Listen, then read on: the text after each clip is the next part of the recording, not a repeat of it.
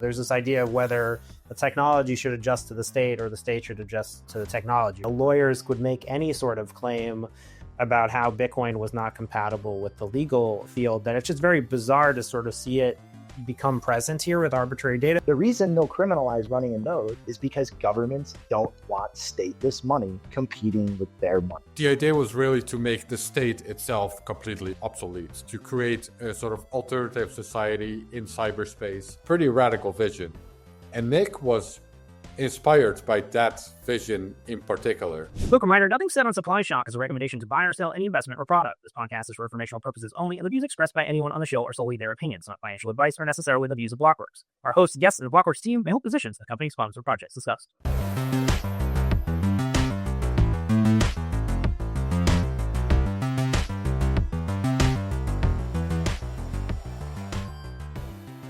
Hey everybody, Pete Rizzo, the Bitcoin historian on X, here with another great episode of Supply Shock. This week, we're taking a look at one of the true legends in the space, talking about Nick Szabo coming careening to the Bitcoin debates around arbitrary data and filtering of late, with a series of tweets that have turned heads and struck at the foundation of cypherpunk culture, spilling out debates on law, technology, and what the cypherpunks wanted, what they were hoping to achieve. Certainly a lot to digest here. We've got a great roundtable of folks who are going to provide their commentary on Nick's analysis, which has drawn criticism as well as praise from the different warring camps. We've got Joachim Book here, editor over at Reason, as well as editor for the Broken Money book by Lynn Alden. Go check that out. We've got Aaron Van Werdum, the Genesis book, where books are sold. And last but not least, Shinobi, technical editor at Bitcoin Magazine. Guys, we've been on a few of these roundtables, Knots versus Core, talking about the technical debate. Nick Szabo really been a big new voice in the conversation. Joachim, I know you've put together some looks at his tweets, but maybe you can lead us into the conversation here. Yeah, so I first wanted to get a little bit of a background here. Most people in the Bitcoin space has some idea, I've at least heard the name. So Nick Szabo is this cypherpunk guy, computer science person from back in the 90s. He features heavily in Aaron's book. He most famously was part of developing this early sort of crypto wars attempts of making digital money in the first place in the 90s, like cryptography, trying to solve problems with math, trying to solve problems with cryptographic solutions over political, let's say, coalitions and trying to make things legally. And there are basically two things that I want to touch on that. One is that he was one of the people involved in DigiCash in Amsterdam, and I think Aaron can give us some more on that in a minute. And he has all these quotes where he's talking back in the day from his writing. He's talking about like, this is a peaceful revolution. This is the thing that's going to create Gandhian sort of coexistence between people, and we don't have to fight. We don't have to use conflict. We don't have to enforce things by violence or law. And then the second thing that a lot of Bitcoiners know him for is an essay from 2002, I believe, called Shelling Out, which is a really, really nice sort of overview of this idea of how money has been used as collectibles in tribes over in different places, but he focuses a lot on America with indigenous Native Americans using wampum or other kinds of beads and storing value in that sense. So in this sort of medium of exchange versus store of value conversation, that Shelling Out is a big proponent of the store of value story, where something has to acquire value, become a collectible first before you can start using it as money and trade it around and fulfill the purposes of medium of exchange. So that's sort of the background. And he has come and gone on Twitter. He has had a couple of hiatuses as far as I know. Or maybe we should mention BitGold as well. He was one of the creators of one of the. So there are a couple of these like precursors to Bitcoin, right? Like attempts of trying to code it up and trying to think through what a system would look like, and they mostly don't work and they fail for various reasons. And Szabo has one of them.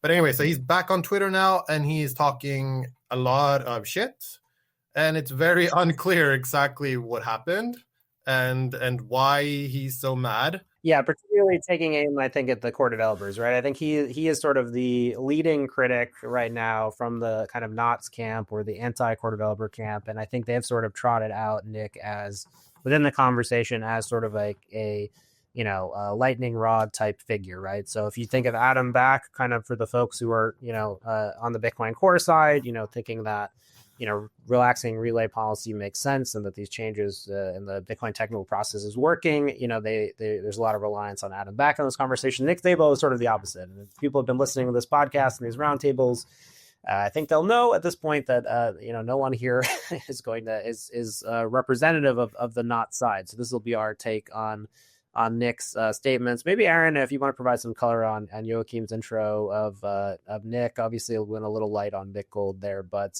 just curious for your take. I mean, obviously, you've seen the tweets. Nick very concerned about the legality of these changes to Bitcoin, which I think is interesting in the light of his past work. Yeah, I don't know if I saw all tweets. I'm kind of off Twitter, but at least some of them, some of it is shared in other places as well. So I think I got an idea. But yeah, it does paint sort of a stark contrast with the old Nick, at least on face value. Indeed, as Joachim pointed out, Nick has been very involved with trying to create digital currency before Bitcoin was even a thing. He's one of the main characters, basically, in the book I wrote about Bitcoin's prehistory. And in particular, just to sort of contextualize that, he was in particular very inspired by Tim May. And Tim May really had this crypto anarchist idea of the future where, through encryption, through these kinds of technologies, the idea was really to make the state itself completely obsolete, to create a sort of alternative society in cyberspace where people could, trade and act out their economic lives and evade taxes and, pretty radical vision. And Nick was inspired by that vision in particular. He wrote about that, and that also led him to sort of invent or propose the concept of smart contracts, right? So contracts that are digitally, cryptographically enforced in such a way that you don't need the state to do that. And that was also his main impetus to try to invent a digital currency, because that's what you would need in these smart contracts itself. So he indeed proposed Bitgold, which is one of the predecessors to Bitcoin. I would argue probably the closest one to Bitcoin. Like there's a lot of overlap in the design between Bitgold and Bitcoin. But yeah, it's at the very least interesting to see that he's now taking sort of a position in this debate that Bitcoin development should, at least in part, be informed by what is or is not allowed by the state, which I would argue completely goes against the original ethos of crypto anarchy. To probably steelman his position is, that is something that you will hear in the Knott's camp is, Bitcoin is designed to be resistant to state pressure, but as money. And then if you include other things in Bitcoin, then you give the state more reason to attack it. So I guess that's where he's coming from. I think that's still, I think that's a very questionable position. And I think you guys, you're failing to contextualize Nick in like a more modern setting. Yes, like back in the 90s, like he had a very hardcore like ANCAP, crypto anarchy bent to his philosophy. But the entire time I've known him in this space, the last decade, he's been very nationalist. Like at least since 2016, he has been very into the right wing in American politics, very much pushing this like identitarian, like right wing nationalistic view of America. And that's been him like engaging outside of the topic of Bitcoin as far as I've seen for like the last 10 years. So this might be like a very big philosophical departure from him back in the 90s, like during the crypto wars, during the cypherpunk and extropian heydays. But like as far as his involvement in the Bitcoin space directly, I don't think kind of the stance or like space he's straddling on the spectrum right now is that far of a departure from the views that he's espoused like more recently in Bitcoin's kind of time period. Oh, but at some point he must have changed, right? Do you know if he's ever spoken about what, like, because it's a completely different Nick Szabo from the 90s than you have in the 2010s. Okay, I want to read this one post that he put out over the weekend, because I think it's probably a good selling point for discussion, right? In terms of Aaron was talking about, because it seems like he's himself sort of alluding to this idea that, he's sort of responding to this idea that he's changed. So, maybe we can jump off from this. This is a tweet from his account at Nick Szabo 4 from November the 16th. So again, we're talking about code. We're talking about the legal aspects of it. We're talking about the state. Here's Nick's, I think, his most direct tweet addressing this so far. Anarcho-capitalism is a wonderfully abstract ideal that can inspire innovation. It helped inspire me to help invent cryptocurrency. But real-world cryptocurrencies are not trustless. They are trust minimized. Each cryptocurrency has a legal attack surface representing the kinds of ways governments and or private entities can practically use law to disrupt their operations. The layer one of a good trust minimized cryptocurrency like Bitcoin can withstand much more interference than centralized technologies could or can, but the technology still has its limits. The kinds of attacks that come from financial law have largely proven to be manageable due to a combination of the trust minimized, not trustless technology, which requires a diligent attention from developers motivated to keep it a trust minimized form of money, and a large army of cryptocurrency industry lawyers who specialize in financial law. The legal attack surface from arbitrary data is far larger and far less predictable. The crypto industry does not have the legal expertise to deal with it. Thinking that Bitcoin or any other cryptocurrency or blockchain protocol is a magical anarcho-capitalist Swiss Army knife that can withstand any type of government attack in any legal area is insanity. So I think that is a nice summation of where he's coming from. See, this is like where Nick jumps the shark for me, because he like implicitly, and he's kept it very implicit, except for early on when he started engaging on this subject. He comes back to this nonsensical argument that the way that bytes are stored in a transaction or a hard drive had any effect on the degree of their legality or illegality.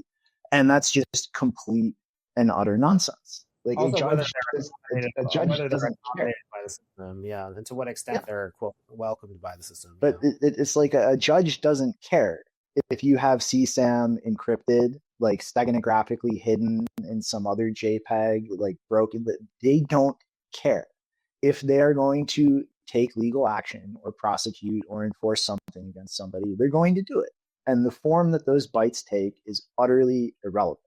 And we have clearly established on a technological basis, it is impossible to stop putting arbitrary data on chain. All you can do is restrict it to certain formats.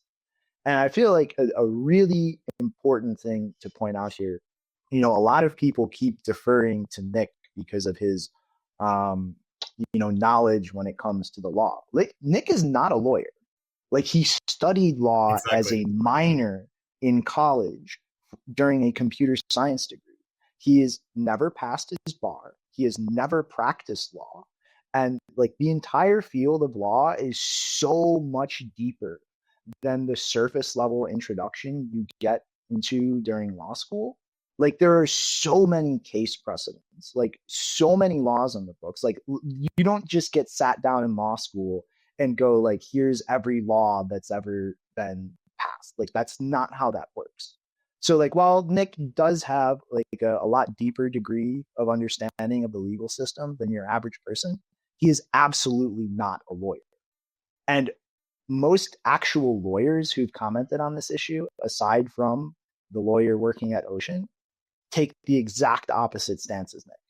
Like, there are well-established safe harbors for unintentional hosting or, just this type of illegal material being present on your machine, protections for neutral internet platforms. Like, there are all of these legal frameworks in most Western countries to specifically protect people interacting or participating in these types of open internet protocols from consequences of things that are completely outside of their control.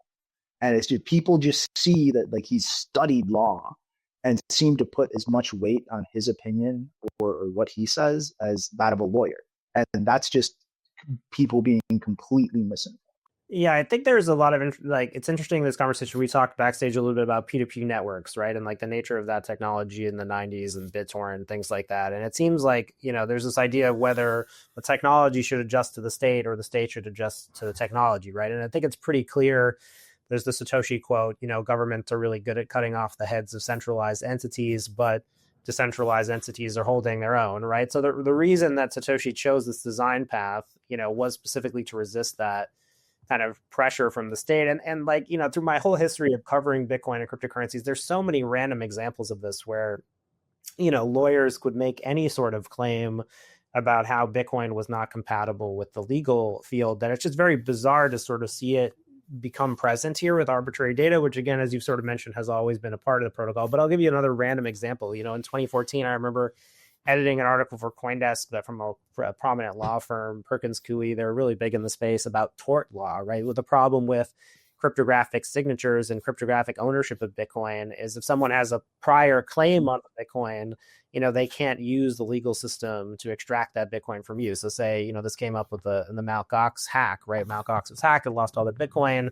This Bitcoin is trading now sort of in the economy as, money, right? I signed the keys, I hand it over to you, you're the owner.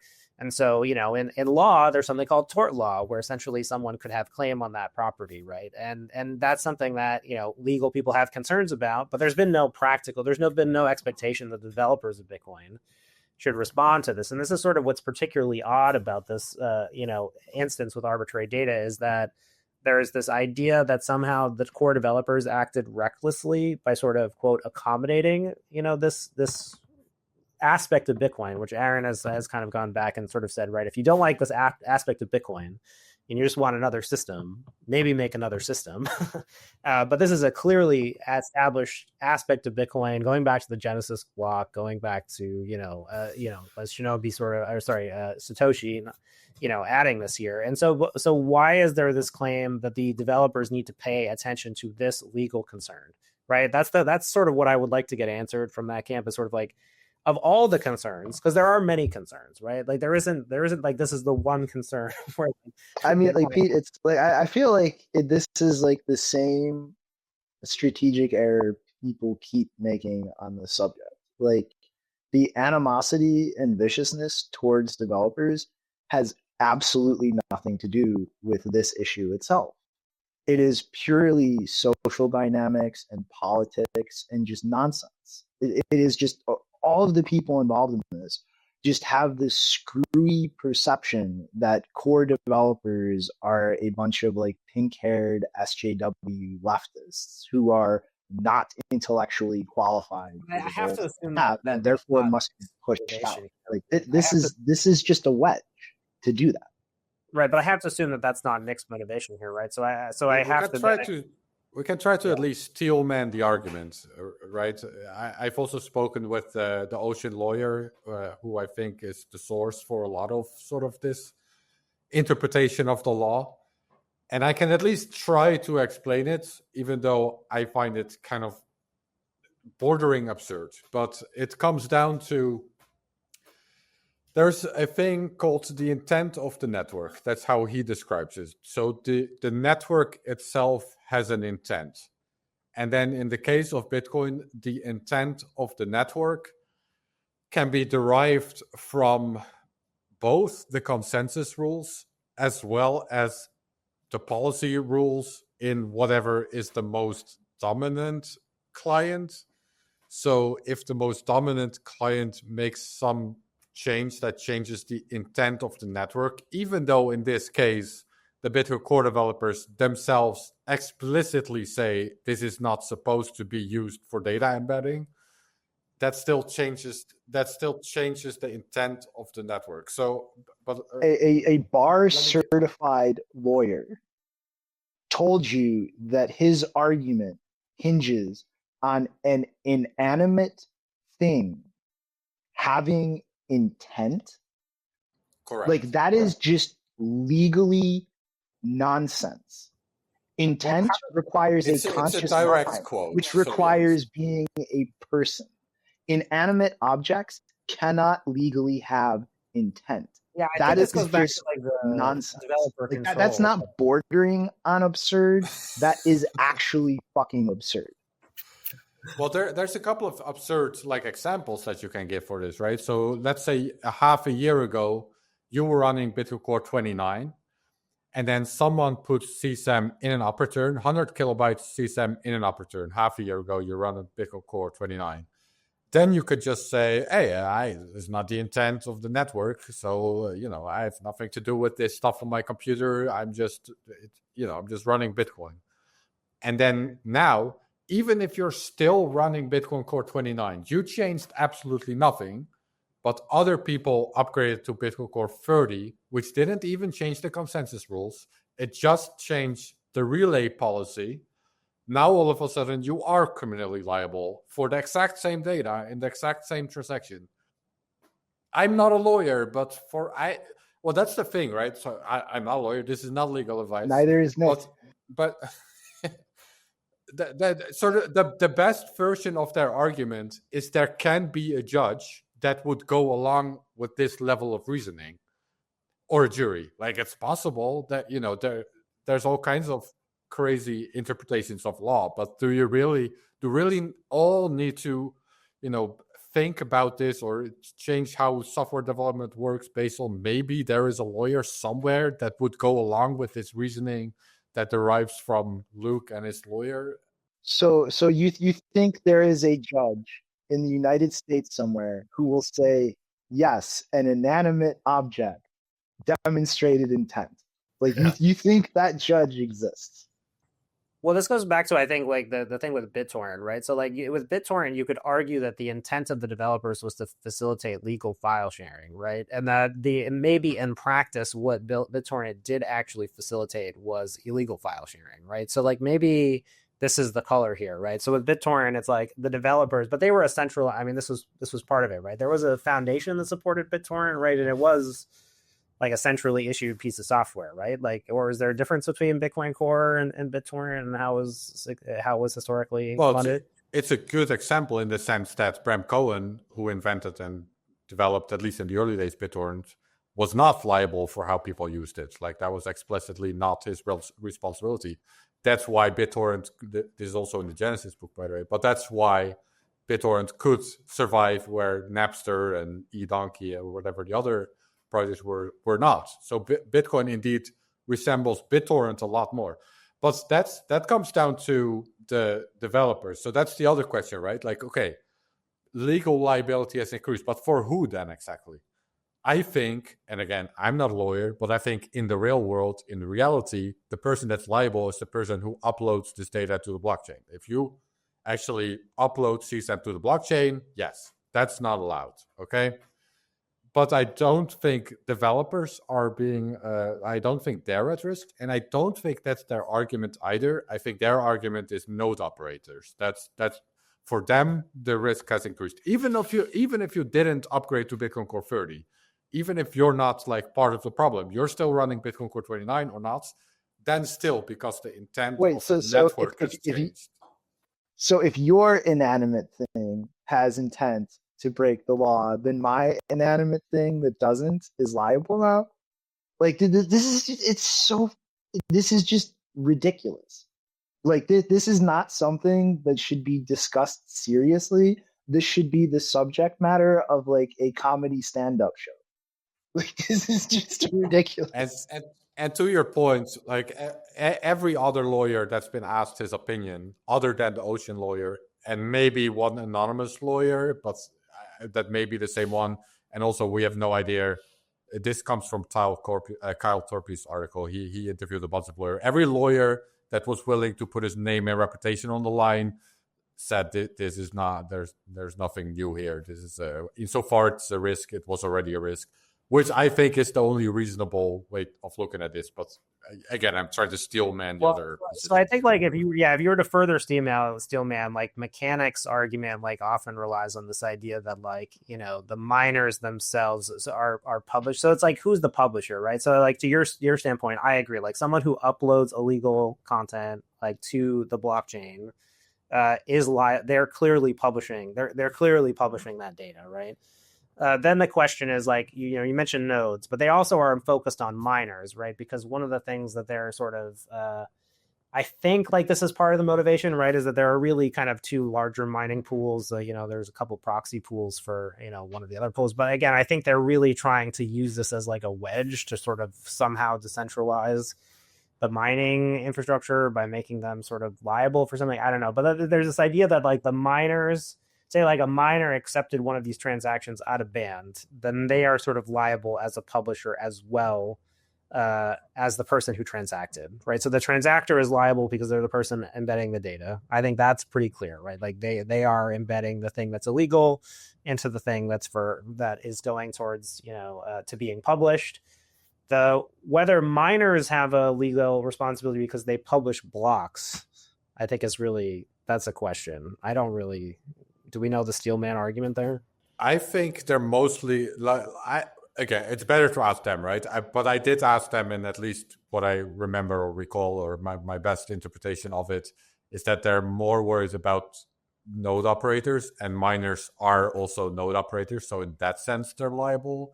And then, yeah, indeed, they seem to also make a distinction between how you receive the transaction. If you received it over the peer-to-peer network, then as a miner, you're not liable. But if you received it out of band, then maybe more. But right, because they seem to want to push these transactions out of band to establish liability with the miners to disincentivize it, right? Like that seems to be like the steelman breadcrumb, right? Is it sort of saying like, okay, like equate mining with publishing.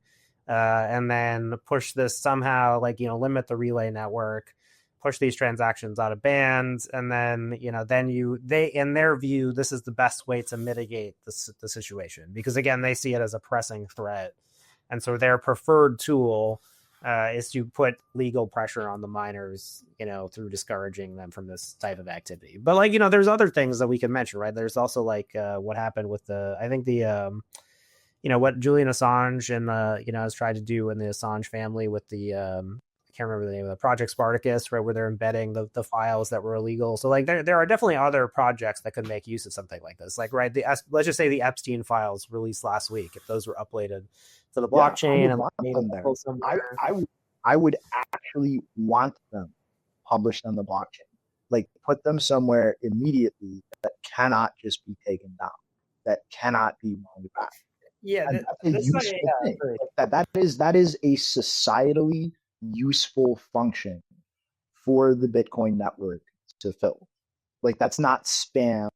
That's not people scamming people with JPEGs. Like that is actually providing serious value to society as a whole if such information was put on the blockchain. But that's disagreement over content, right? Like that can't really be the basis for the legal conversations or the technical conversation. Like in this case, we just think that that's just my opinion. Whereas like for CSAM or other illegal content, we think that they are intrinsically bad, or at least the ocean side of things and not side of things think that they're intrinsically bad.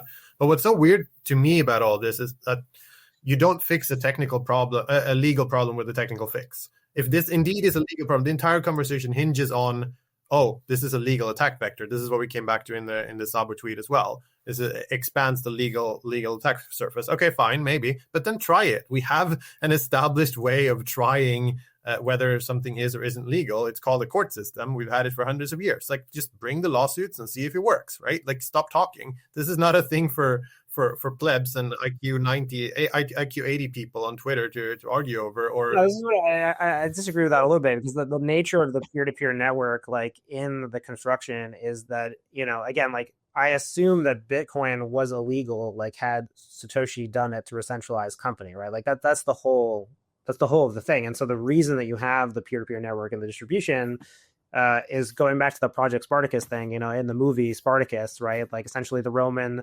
Empire is like looking for the rebellious slave, and they're looking to find Spartacus so they can put Spartacus to death. And then there's this famous scene at the end where they sort of the Roman soldiers like are round up all these slaves and they say, "Who is Spartacus?" Right? And then everybody raises their hand and they say, "I'm Spartacus, I'm Spartacus, I'm Spartacus." And so the nature of like decentralized technologies is not to like, it's to absolve the legal risk. Like with BitTorrent, it's like, yeah, the point of BitTorrent, again, whatever legally was represented was to make file sharing and to get rid of intellectual copyright laws, right? It was particularly a vehicle to undermine intellectual property laws.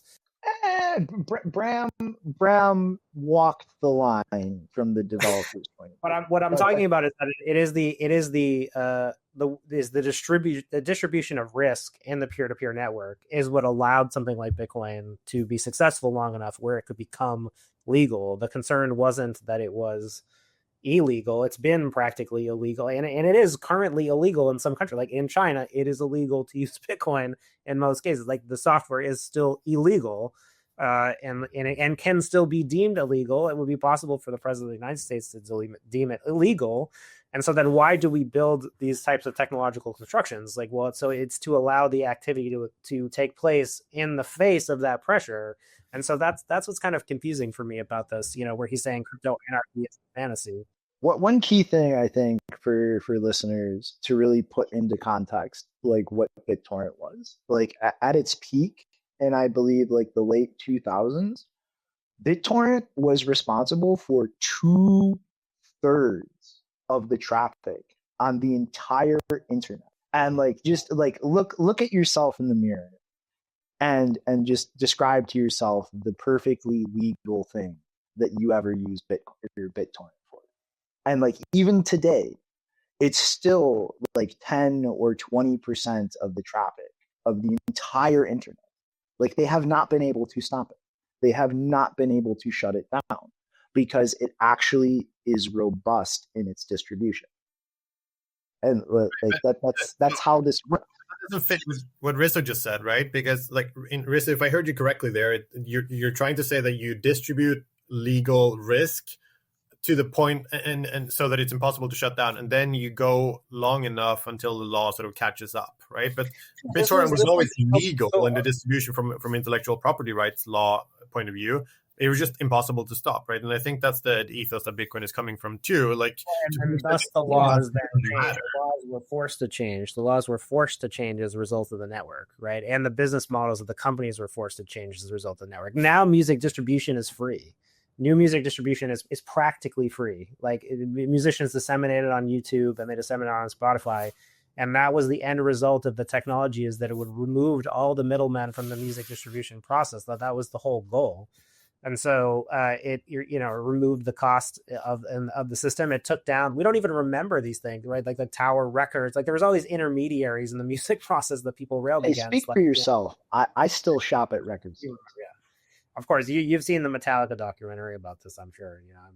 But like, yeah, I mean, this was what they wanted to remove, and now somebody releases a YouTube video, that's how it works, right? And so my only point is, it seems like the idea of crypto anarchy and like sort of the spirit of these like 90s based systems, right? Because the analogy, the antithesis is eCash, right? Like there's a centralized company, DigiCash, which Nick and David Chom worked at, right? There's a centralized company and issues of software. There's clear liability for that kind of thing. Like the whole point of the distributed peer-to-peer network is to decentralize the activity. Thus, the liability is diffuse, and because the liability is diffuse, there is no ability to bring, or it makes it harder for the state to actually bring the case to bear in any single instance, right? And so like that has to be a foundational aspect of it. So it's weird that you'd make the argument that like, okay, well, Bitcoin is doing that for money, but then somehow because it requires data, the ability to to do this also with data is just a bridge too far. Like we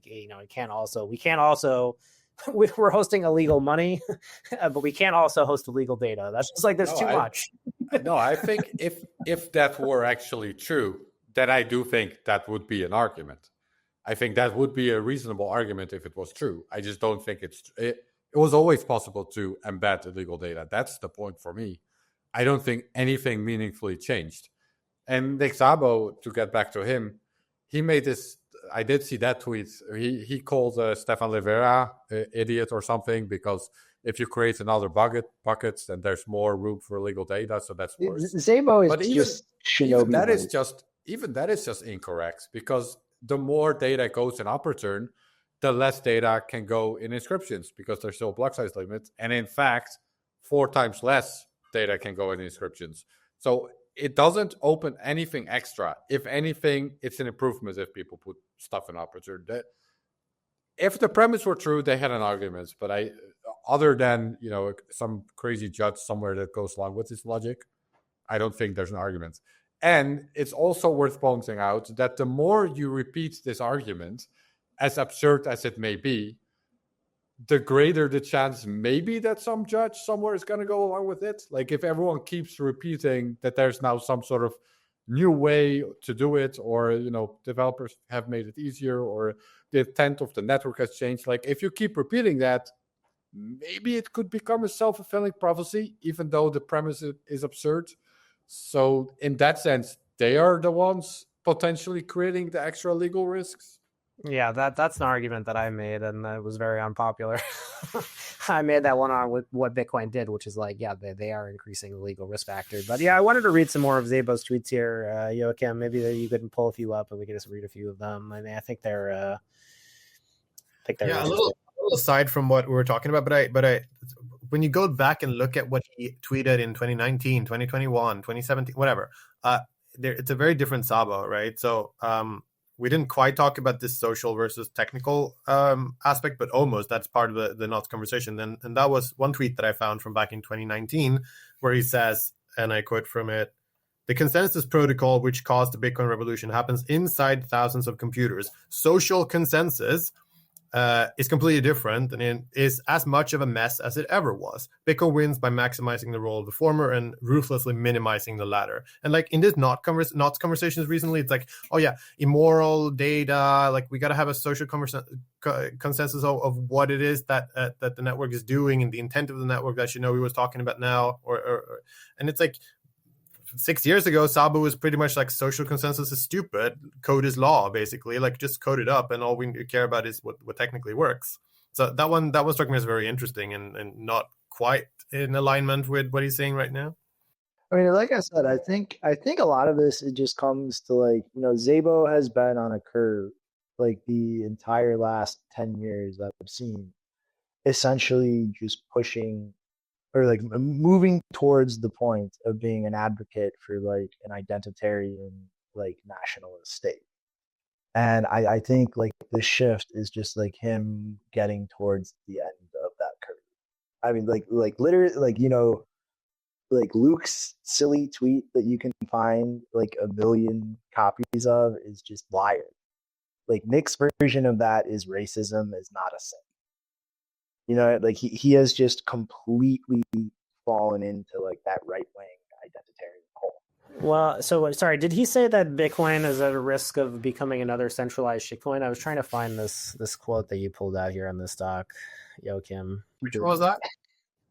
You have a quote in this document, but I can't attribute it. It says, "If core can't fix it, then we will need solutions like NOTS, as awful as those might be in terms of censorship resistance. The alternative is a future where every year more and more Bitcoin archival nodes get shut down until Bitcoin is just another centralized shitcoin." So this becomes another thing where it's like archival nodes versus prune nodes, and sort of like some sort of distinction there. It's like also another area. But like I do think it's interesting that like you have sort of the argument from the NOTS camp that like Bitcoin is not a shitcoin because of nodes, which again I find this to be one of the most bizarre arguments that I've never really understood at all. And it's very common from like both Luke and Mechanic to state this. And then the counterclaim would be then, well, like, why not just embrace crypto economics then? And like, what's the threshold for the number of nodes you require, right? So like in 2017, 2018, when you really had the big cryptocurrency explosion, like the argument made by the other shitcoins, the classical cryptocurrencies, is that they could reach some sort of network size at which they would be centralized. And so it sounds like the Knots camp people are saying the same thing backwards, right? And so like it used to be like, why is Bitcoin not a shitcoin? Well, it's because like, Bitcoin is materially difficult to change and it requires like a much higher rigor than like the rest of the cryptocurrencies, right? The other cryptocurrencies said, we're going to start centralized and we're going to decentralize. And so obviously like, there are ways to measure decentralization, but like one of them is one of the most obvious is node count. And so like you even saw this in like, to bring in legal stuff, right? You saw this in US regulation. Like there was specific regulation put in place around the market structure bill, and the market structure bill will likely have language that says a cryptocurrency is decentralized if it has a certain number of nodes or meets certain conditions. I've never really bought that as I don't really understand how Bitcoin maximalists can support that argument, because it suggests that there's some sort of threshold at which cryptocurrencies are decentralized that is measurable and that standard can be enforced. And because what they're saying is essentially like, oh, well, the number of nodes like is that's what makes Bitcoin decentralized. So I don't know. I just find this whole line of argumentation like very bizarre. The idea that if Bitcoin didn't have enough nodes, it would be a shitcoin, like seems to be like what they're saying. I don't think it's so much the number of nodes. I think it's the ability to run a node, right? There are definitely shitcoins out there. I think, Ethereum is the most obvious example where it's way harder to run a full node to be a fully validating part of the network. And I do completely agree with their position that the probably the single most important thing about Bitcoin is your ability to be able to run a node and to, be a trustless part of the network in that way. But again, I just don't think this whole up return drama, it doesn't make anything about running a node worse. If anything, if more data goes in up return, it's actually easier to run a full node versus if it's... Yeah, this is why the archival node prudent node distinction makes sense. Is they seem to believe that being an archival node is, so to modify what you're saying, they would say, you aren't a first class citizen unless you are an archival node, and if you are a pruned node, you are some sort of second class citizen. That's nonsense. That's absolutely nonsense. Both instances, that node has fully verified the entire historical chain. They are a fully verifying node. The only difference is a pruned node cannot help other new nodes bootstrap the blockchain. Like that's it. Like the idea that there is any difference in like sovereignty or what they verified between an archival or a pruned node is just nonsense. No, but the kernel of truth is still that for a healthy Bitcoin network, there also need to be enough, full nodes. What's the term you use? Full archive node. Yeah. That does need to be the case. But again, this, their argument, steelmanning again, is that there will be less of those if it becomes, more legally liable to operate them, which, again, that's where I think the argument becomes borderline absurd. But if you would accept the premise that it becomes a bigger legal risk to run a node now, then the argument does make sense. I just don't accept the premise. But what does that have to do with arbitrary data? Like, give it 5 years of the U.S. government actually filling in like lacking treasury demand with stable coins. Why wouldn't they just ban Bitcoin then? Like, they have their digital stable coins. They don't like the stateless money. Unredacted version of the Epstein files on Bitcoin. That needs to happen like right now. Yeah, I've been saying that for years. A full dump, no redacted things. It needs to go on Bitcoin like right now. We'll just see how this plays out, right? Because if the government comes in and just like, okay, strategic reserve sold, we're gonna go 100%. Yeah, I don't know. I would like. But to be specific, again, I'm probably repeating myself a bit too much now. But their specific argument is actually that if it would happen in inscriptions, then the government would not mind. Like, that's fine. But it's only if it goes into an up return. Then the police will show up at your door. And that's what is there a comparison here to be made to the Tornado Cash and Samurai Wallet trials? Because for a very long time, judging from the crypto wars in the 90s, we had this belief that code was speech, right, protected by First Amendment, all kinds of shit, right? Like, you can just code away and you won't have responsibility for it. And then, we talked about that in Bitcoin land for a long time, and then whoops. Fast forward till today, a bunch of developers in prison or in court cases for exactly doing that. right? So the legal interpretation of the distinction of whether or not you're a money transmitter, or if you're we used to say like these protocols don't custody funds, so they can't require money licenses and can't transfer funds, right? Because they never custody them, and the courts didn't care eventually. So at some level, like maybe that tiny distinction is important legally speaking. I doubt it, but to your point, I do think it's possible indeed that running a Bitcoin node is criminalized. That's possible, and they could use the argument. They could. Exactly. It has nothing to do with this arbitrary relay limit. It's not even a consensus rule change we're talking about.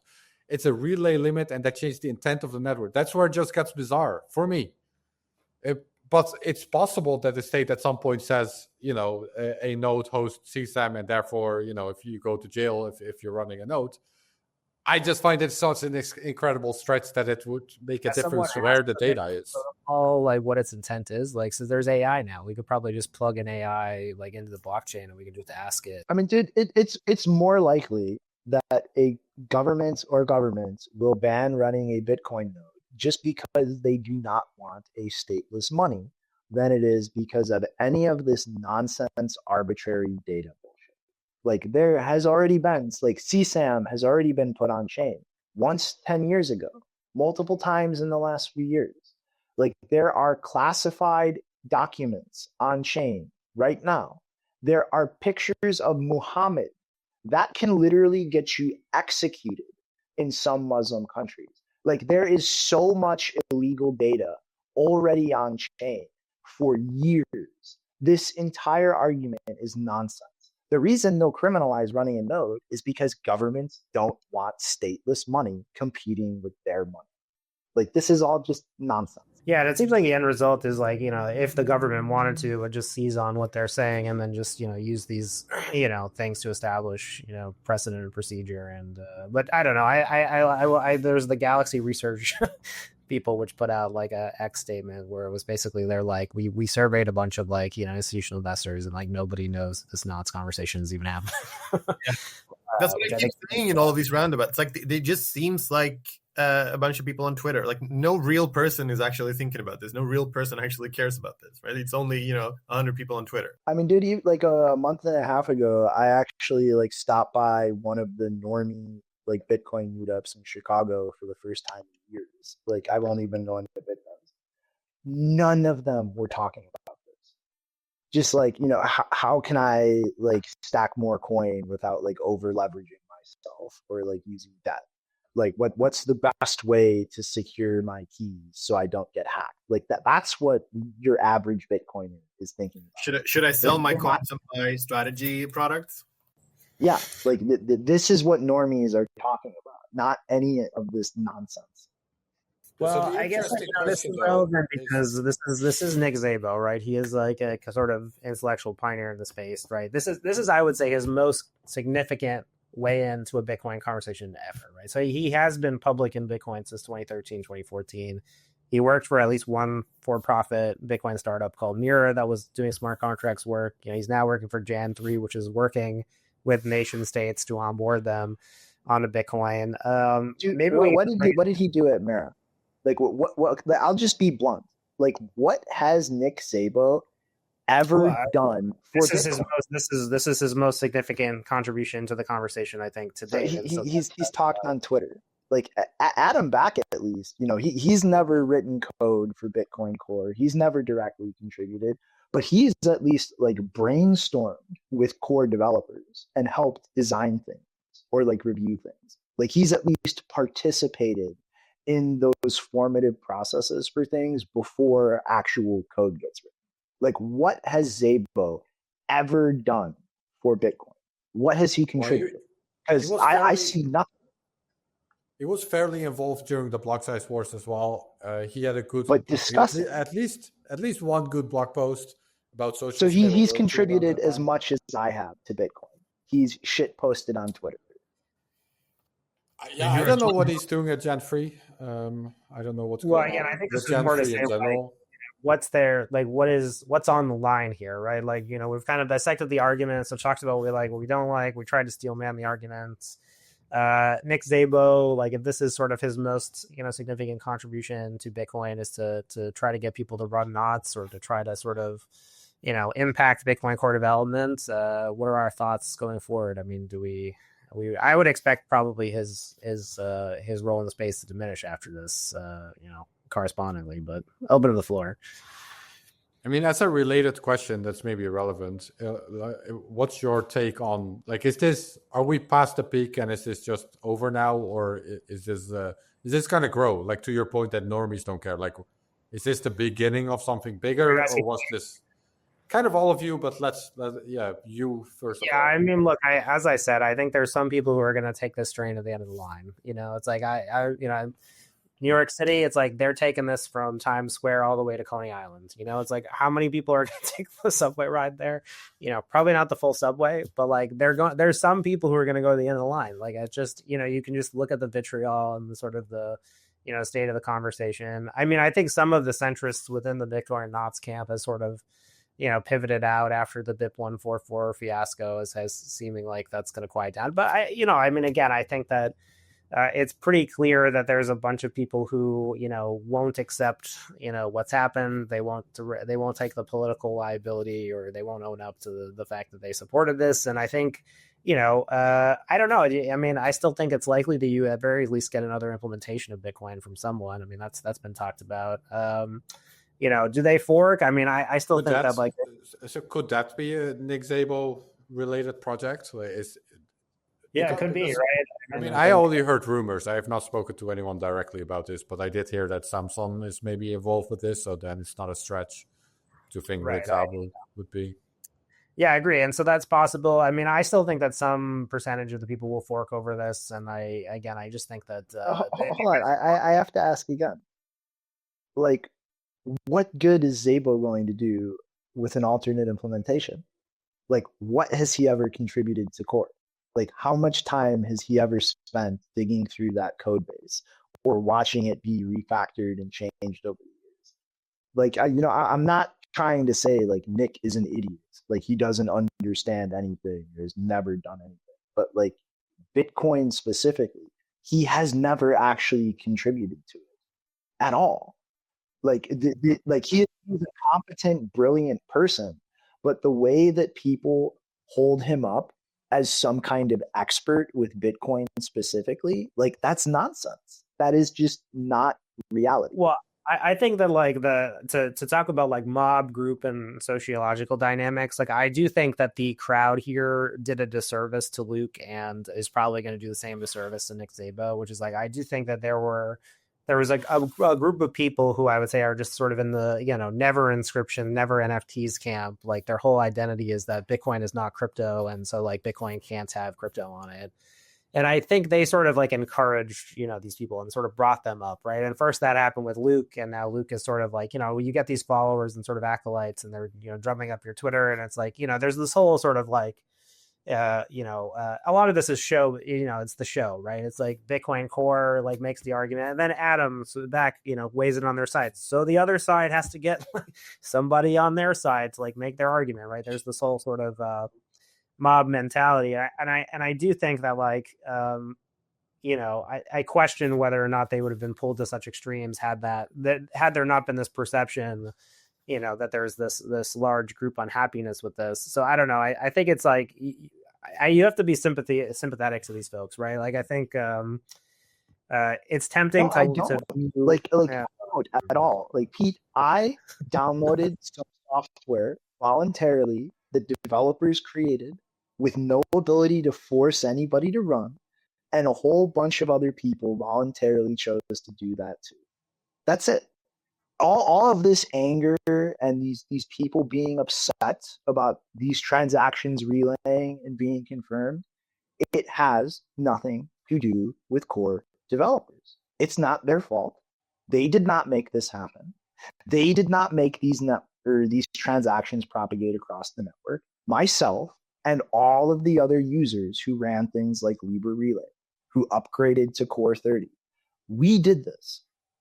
And they can't even direct that anger or that complaint in the correct and appropriate place. I don't have to have sympathy for any of these people. Like, this is absurd. Right. So there's that's kind of the same Spartacus problem, right? Like they can't be mad at thousands of people that are running this. So then instead they get mad at like the couple of people in the core team that they can sort of point at. In other words, they are emotionally immature children who cannot act like adults.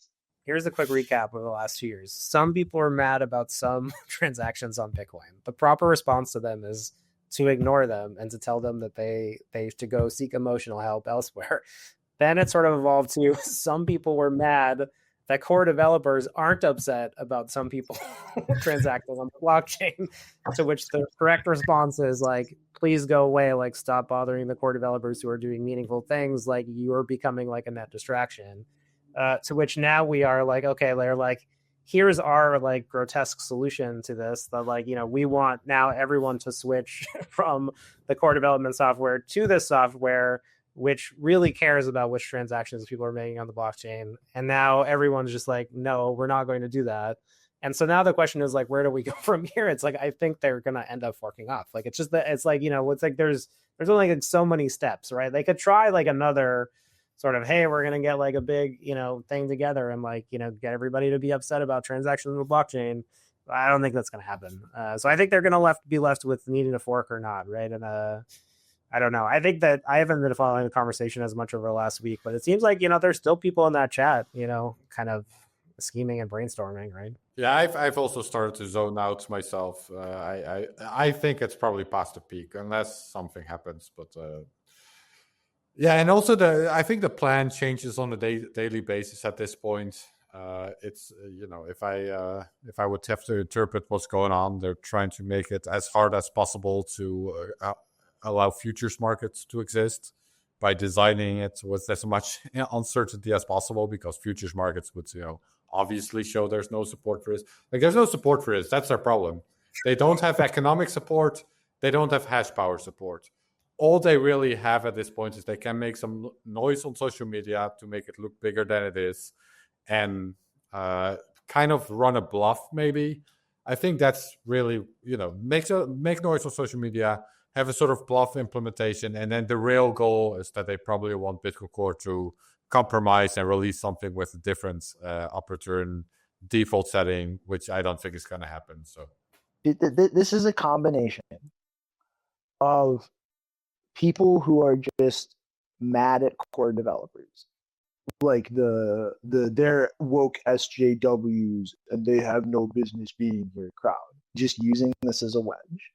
There are some very emotionally disturbed people, and then there are lots of sock puppets and lots of bots. Like this is a tweet I just got tagged in like an hour ago. There's this long rambling like wall of text that tags like 30 people in it, and whether you realize it or not, this is a spiritual battle. Like, no, it's not. This is a bunch of people such as yourself, and I'll leave them unnamed just to not throw a mob at somebody on Twitter, who do not understand how this technically works.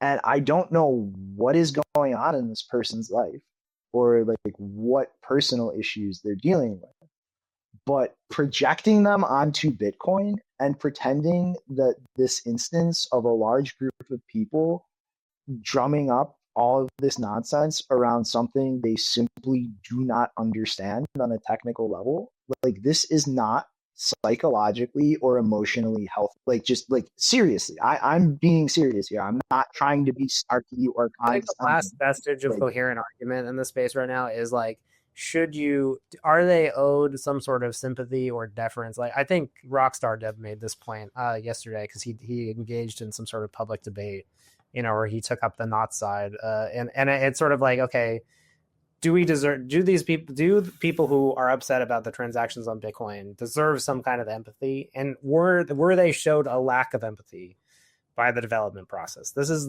like, I think maybe the last of the crumbling edifice. Okay, this is gaslighting. That is gaslighting.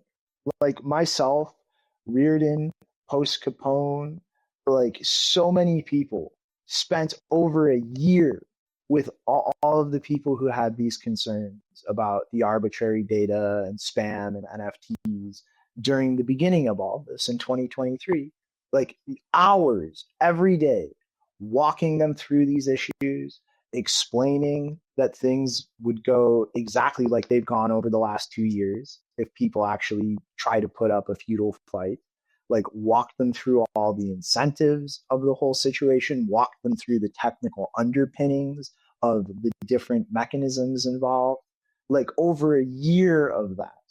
And it was just like talking to a brick wall. Like this idea that no empathy or sympathy was shown to this people is just pure gaslighting and a bald-faced lie. Like people spent hours every day I just don't doing understand exactly that to just be ignored. I don't understand why people just think it's funny that, you know, all the NFTs were leaving other coins and coming here, and then those people lost all their money anyway. I just thought we could have had fun with that. You know, that would have been a nice thing to have. You know, we could have chosen to look at that positively.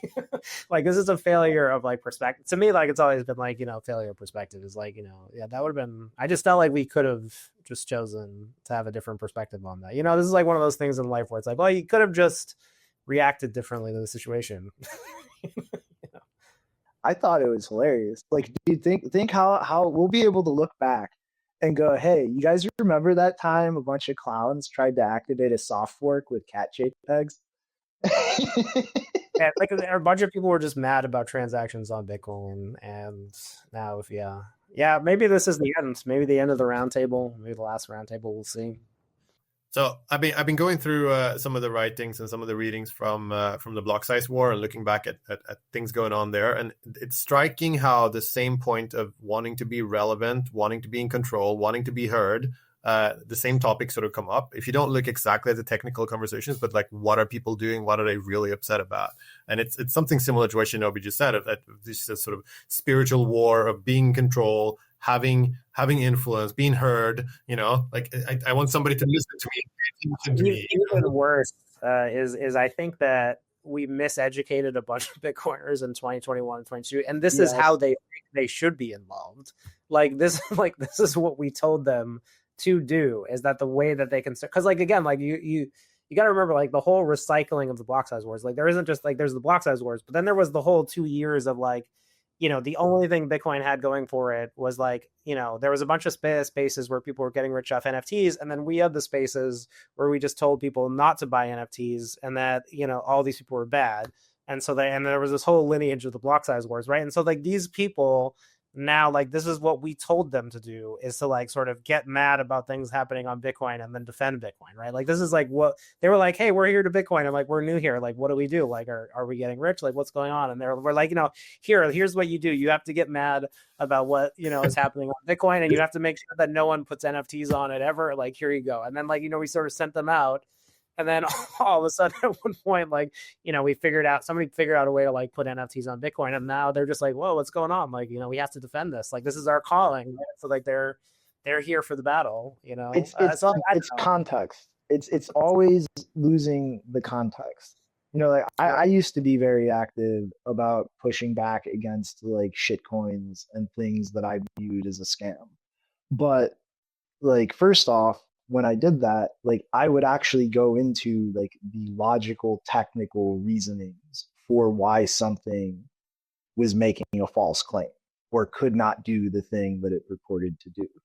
And two, like I was not concerned with like defending Bitcoin. Like Bitcoin needs me to do this or it will die. It like to me, it was simply a matter of like this space is small enough that I could make a meaningful impact of preventing individual people from being scammed.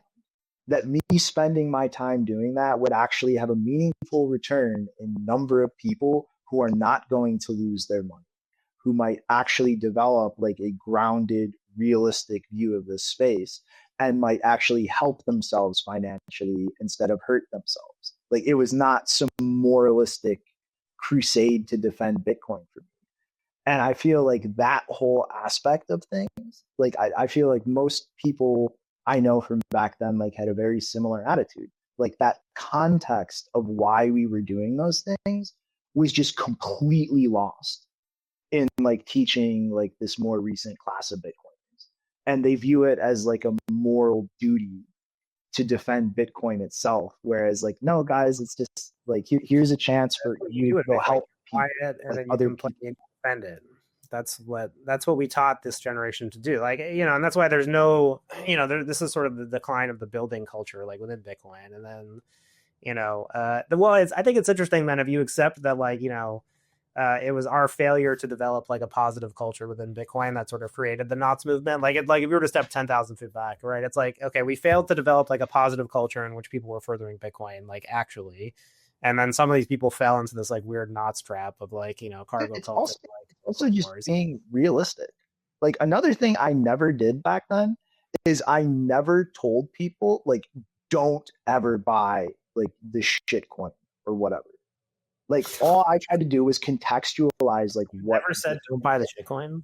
You're a shitcoiner. If somebody actually has a contextual understanding of like the difference between Bitcoin and like shitcoin 9,000 whatever the fuck, and they understand that shitcoin 9,000 whatever the fuck is a scam, that it will not deliver on like the magical claims that it makes, but they still want to participate in that market and try to earn themselves income, okay, like good luck. You know what you're doing now. You have proper context. You realize this thing is not going anywhere in the long term.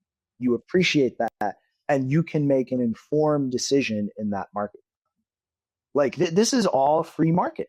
And if you actually believe in free markets, then like that is what it is. People will participate, they will learn. Like my chief concern was people being informed about what they participate in so they don't lose their shirt without realizing. Well, I was more looking at it from like, what do we do with the tattered realms of Bitcoin right now that are sort of like, okay, like, well, the Knots camp is sort of like, maybe they're on their way out. But then like the builder movements that we have tried to encourage, like the ordinal sort of builder protocol movement has sort of yet to bear any particular fruits. And then the Bitcoin treasury companies, right, there's this like financialization, right, like this element that's the other thing.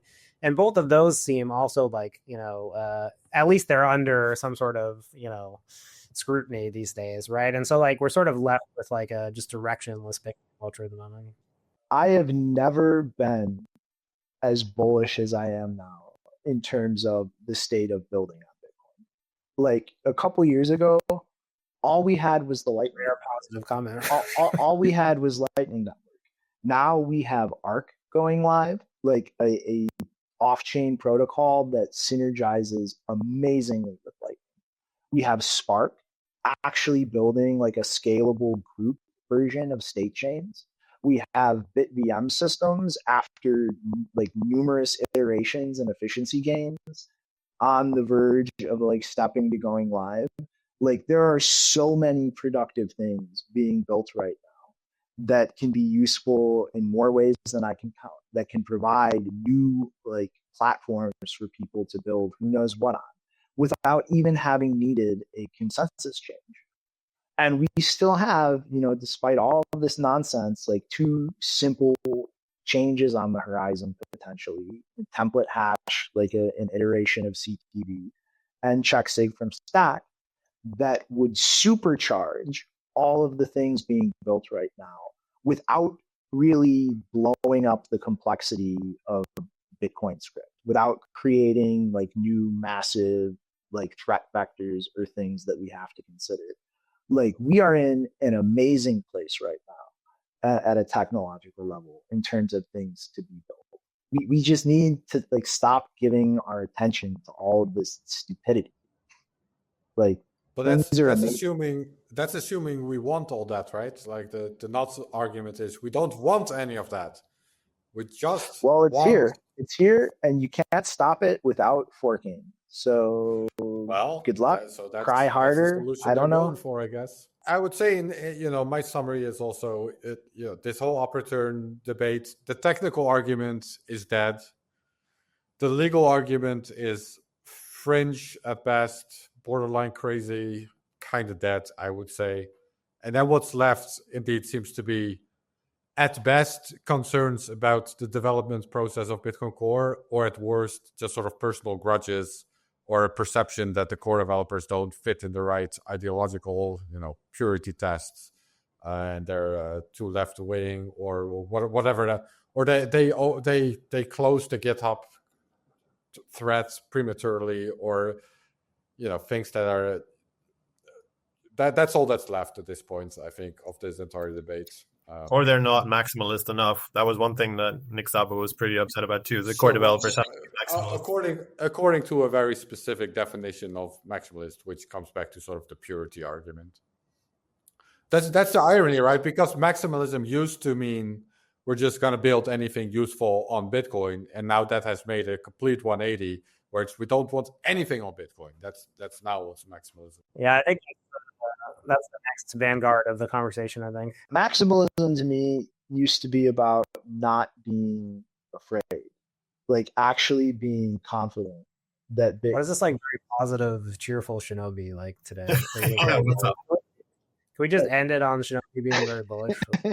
but like, you know what I mean? It used to be about not a certainty, but a confidence that whatever happens, like whatever the world throws at us, whether it's some new thing being done on some other network or the environment Bitcoin is in getting more hostile, it was that confidence that this design and architecture is robust enough to withstand it and adapt to it and survive that. And these days, it just seems like a bunch of scared little children like freaking out over shadows and every little noise, as if it's some existential threat to Bitcoin. Some days I really wish Papa Popescu was still around, just to see what he would say about the current state of things. Well, he's still out there in Costa Rica, probably living a double life, under a fake name. All right. Well, the end result of this second civil war is that Shinobi is bullish. We're going to end it here today. So another great roundtable on the Bitcoin development dramas. Once again, we've got Joachim Book, editor at various publications and books of note. Aaron Van Werdum, the Genesis book on sale. Dive in there to learn about Nick Szabo and the early history of Bitcoin. And Shinobi, technical editor at Bitcoin Magazine. For now, this has been Supply Shock, a Blockworks podcast.